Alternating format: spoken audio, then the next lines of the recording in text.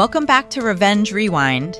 If you love seeing entitled people get absolutely destroyed by their own actions, you are in the right place.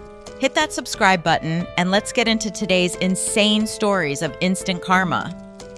I, 29M, live in a pretty nice suburban neighborhood. Recently, I started noticing that my online deliveries were going missing.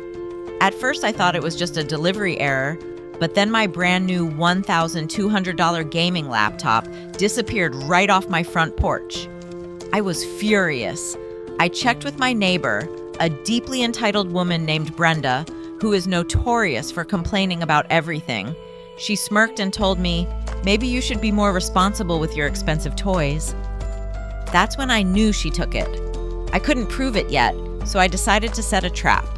I bought a broken keyboard online, but packed it inside a massive, heavy box. Inside the box, I also placed a highly accurate hidden GPS tracker and a small motion-activated camera. I left the bait package on my porch and went to work.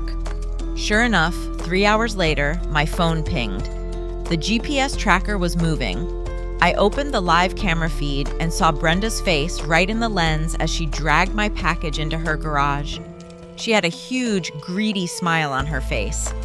But here's the thing Brenda didn't realize. Stealing mail delivered by the Postal Service isn't just a simple theft in the USA, it is a serious federal crime. I didn't call the local police. I called the United States Postal Inspection Service. I handed them the GPS data, the video footage, and the receipts for the stolen laptop. 2 days later, federal agents raided Brenda's house. And not only did they find my laptop, but they found over 50 other stolen packages belonging to the entire neighborhood. Brenda was sobbing in handcuffs as they put her in the back of a federal vehicle. She is currently facing up to 5 years in federal prison, and her husband immediately filed for divorce. Don't steal your neighbor's mail.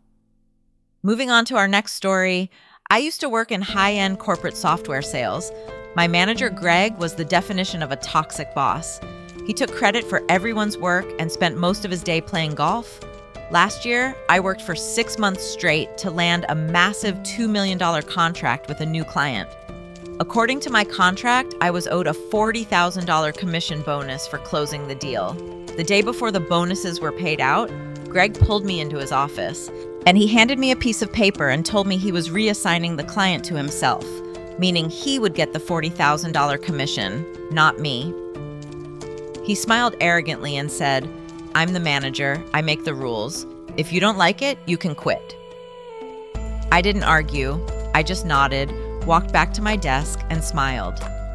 What Greg didn't know was that our company email system automatically backed up all external communications to a hidden cloud server that I had access to. I spent the next 2 hours downloading every single email, text, and signed document, proving that I was the sole closer of the deal. But I didn't stop there. I also found emails proving Greg was secretly taking kickbacks from competing software vendors, a massive violation of company policy. I sent a massive, heavily documented folder directly to the CEO, the HR department, and the company's legal team. I also CC'd the Department of Labor, citing wage theft. The fallout was beautiful. The very next morning, Greg wasn't at his desk.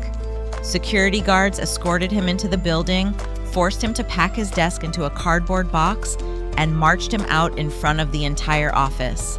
He was fired with zero severance.